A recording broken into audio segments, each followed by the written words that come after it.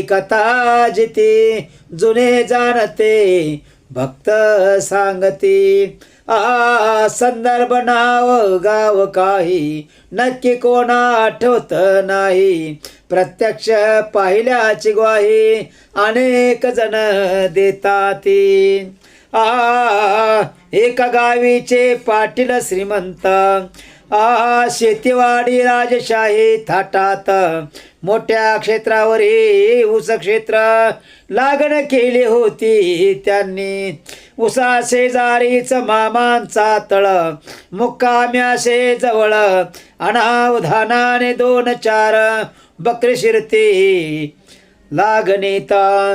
पाटलाने पाहिला हा प्रकार धावून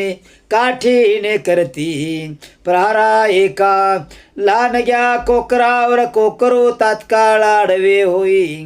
जीभ काढून निपचित प्राणांतिक वेदनेने तळमळत मामाशी हा प्रकार कळताच पाटलाशी जाब विचारती पाटलाकडे पाहून क्रोधाने अरे आस का मारशी जोराने काय एवढे नुकसान याने बरेच का तुझे केले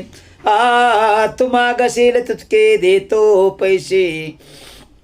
उठव पाहू आता पिलाते ना तरी करतो काय ते पाच आता चमत्कार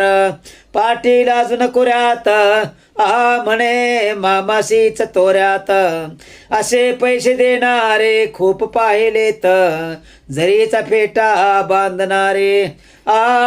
मामास क्रोधे अनिवार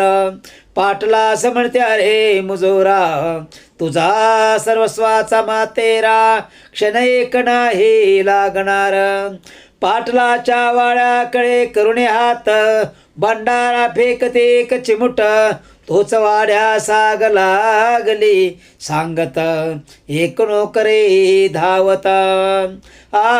संपूर्ण वाड्यास वेडे अग्नी क्षणार्धात अग्नीच्या भक्षस्थानी पुढे जाते पाटील खंगुनी कालवश होते 6 मासात